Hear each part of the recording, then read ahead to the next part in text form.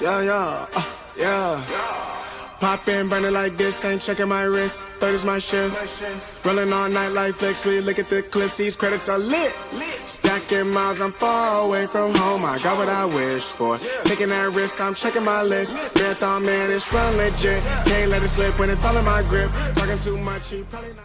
Fala rapaziada, beleza? Eu sou o Matheus, eu moro aqui na Holanda, esse é o meu canal GastroRide e hoje vamos falar dessa Dyna Street Bob 2015. Essa Dyna eu comprei em Portugal, foi minha primeira Harley, primeira e única, né? Eu vim pilotando ela de Portugal até aqui a Holanda, passei pela Espanha, pela França, Bélgica. Quando eu comprei eu não entendia muita coisa sobre moto, sobre Harley. Eu já tive antes duas motos, uma scooter e uma 125, mas eu fui aprendendo com o tempo. Hoje em dia eu também não sei muita coisa, mas sei muito mais do que antes. Eu fiz uma viagem, estava fazendo uma viagem há pouco tempo, não sei se vocês sabem, mas eu rodo com a minha esposa, então é muito complicado rodar nessa moto, né? Que ela tem uma suspensão muito dura, ela não foi feita para isso, para fazer grandes viagens com garupa, ainda mais eu que ando garupado, ando com peso, que a gente faz acampamento, então a gente anda com barraca e roupa e muita coisa. E andar nessa moto é muito complicado, né? Esses últimos dias a gente fez uma viagem pela Holanda, né? Os nossos planos seriam dar a volta na Holanda, passar em várias cidades, vários pontos turísticos durante 8 dias. Mas infelizmente só durou 3 dias essa viagem por conta disso, né?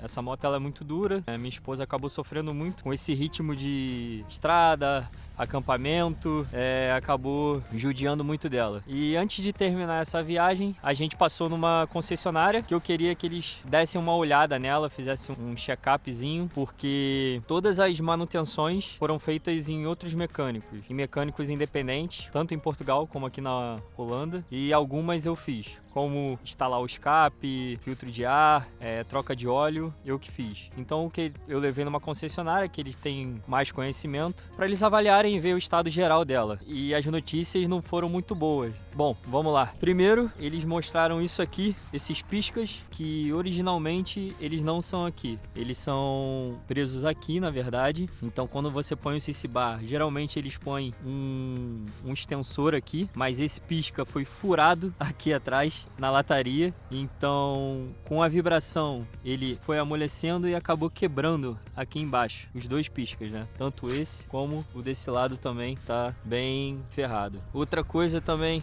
eles viram, mas isso aqui eu já sabia, que eu tive uma pequena queda em uma viagem. Não uma queda, mas eu tombei com ela, que ela é muito pesada. Foi aqui, que ele tá mais pra frente, não sei se vocês conseguem ver, mas era pra ele estar mais ou menos aqui. Então foi básico, é só uma pecinha aqui que tá torta. Mas o mais preocupante mesmo foi os vazamentos que eles descobriram, tanto no cilindro traseiro, que foi aqui atrás, que eu acho meio difícil ver, mas tá vazando um óleo aqui atrás no cilindro traseiro e vazando também no cilindro da frente, bem aqui. Bom, não sei se vocês sabem, eu também não entendo muito, mas vou tentar explicar mais ou menos aqui, né? O motor, ele é dividido em algumas partes, e nesses dois cilindros tem a parte de baixo do motor e tem a parte de cima, que é o cabeçote, acho que é o cabeçote. E no meio tem uma junta, então essas juntas estão danificadas devido ao tempo, ao desgaste, e quando essas juntas estão danificadas, elas começam a vazar óleo. Isso é bem complicado, não é muito bom você ficar rodando com ela, tem que ser refeito o mais rápido possível, que é retirar toda essa parte de cima, retirar a parte de cima do motor, botar a junta, ver se tem outro problema e depois colocar de volta. Isso é um serviço caro, a mão de obra aqui na Europa é caríssima, é uma notícia muito ruim. E outra coisa que ele viu também foi uma questão de outro vazamento de óleo que está ocorrendo aqui no filtro. Aqui dá para ver bastante, eu tenho um óleo vazando aqui, ó. Não sei se vocês conseguem ver essa parte brilhosa, é o vazamento do filtro. Enfim, ele não sabe o que é, pode ser um problema muito simples, como pode ser um problema muito grave. Então ele vai ter que tirar, vai ter que analisar para ver o que pode ser. Bom, resumindo isso tudo, esses grandes problemas, eu ainda não sei o que eu vou fazer, porque para consertar isso tudo é um serviço muito caro. E falando em mão de obra cara, da Europa em geral, né? Aqui na Holanda é muito mais caro, porque aqui é tudo mais caro. Por exemplo, em Portugal, antes de eu fazer a viagem para vir para Holanda, eu levei ela no mecânico, ele fez um check-upzinho nela, trocou o rolamento da direção, trocou os óleos, trocou pastilha de freio, basicamente foi isso. Lubrificou algumas coisas, deu mais ou menos uns 600 euros. Eu fiz a troca também do pneu em outra oficina, tanto da frente quanto o traseiro. Amigos, custou 120 euros. Uma troca de pneu.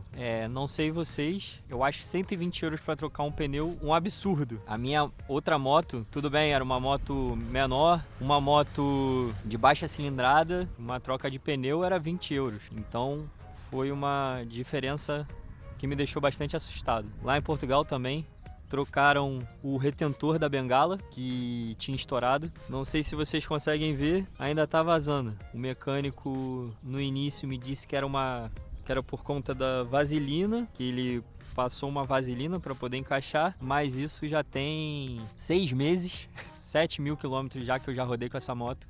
E continua assim, né? Então eu acredito que não seja vaselina, ele botou errado ou fez alguma coisa, eu não sei. E continua vazando. A experiência que eu tenho, né? É a minha experiência com mecânicos em geral, foram muito ruins. Tanto pelo descuido com as coisas, quanto com valores, né? Mas valores eu não vou entrar em questão, cada um cobra o seu preço. É justo, são altos, mas enfim, é justo. Bom, e aqui na Holanda eu troquei o guidão. O guidão que eu tinha era um menor, era um mais bobber, mais baixinho, de 6 polegadas, e troquei por esse de 14 polegadas. Comprei o guidão, comprei todos os cabos da Burley, são cabos de boa qualidade, para fazer a troca. Só a mão de obra para trocar foi 650 euros. Isso aí, 650 euros só a mão de obra. Fora que ele ainda colocou outros cabos, porque ele disse que os cabos que eu comprei só serviam alguns. É estranho, mas porque eu comprei o kit completo, não vou discutir, ele já tinha feito serviço, já estava tudo montado, ele não me perguntou nada, só montou. Acabei gastando dinheiro com cabo 2 vezes e total do serviço deu 860 euros, fora o guidão, o valor do guidão, fora o valor dos cabos que eu comprei. Ou seja, nessa brincadeira eu gastei 1.500 euros, no mínimo.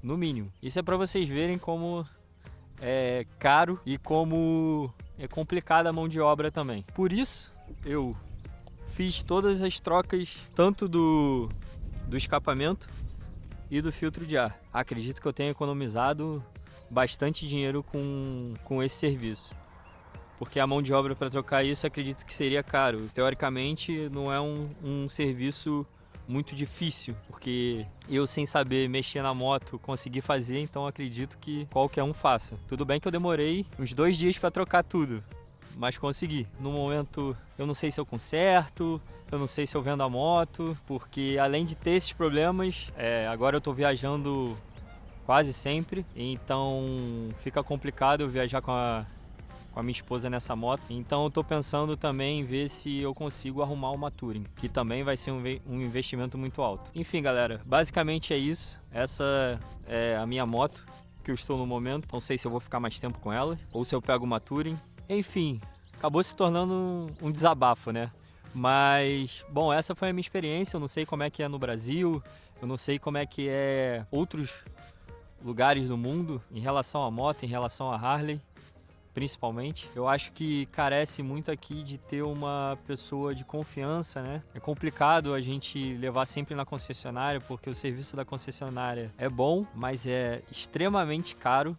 Se já é caro nos mecânicos autônomos, imagina na concessionária. É o dobro do preço. Se vocês puderem, né, deixar aí nos comentários e colocar as suas experiências, ou me dar algumas dicas, porque eu sou novo nesse mundo, eu não tenho muito conhecimento. Tudo que eu tenho de conhecimento de mecânica é pouco. E de moto, eu aprendi no YouTube, eu aprendi pesquisando, eu comprei um manual de serviço. Se vocês puderem compartilhar a experiência de vocês, dizer que, ou mostrar que, olha, sua experiência não condiz com a realidade, você acabou pegando alguns mecânicos ruins mesmo, mas geralmente é muito bom. Eu acredito que seja muito bom. Mas deixa aí nos comentários ou mensagem que vocês puderem no Instagram, ou o que vocês preferirem. Me ajudem também a tomar uma decisão para consertar essa moto, porque é um serviço muito caro e como eu tive essas mais experiências, estou com muito medo de botar ela para consertar e ter mais problemas, né? E como eu não tenho uma garagem, eu não tenho todas essas modificações, tudo isso que eu fiz foi na rua, foi na calçada de casa. Então não tem como eu abrir um motor, por mais que eu queira, não tem como eu abrir um motor no meio da rua, né? Então é isso, galera. Obrigado, curte, compartilha. Grande abraço.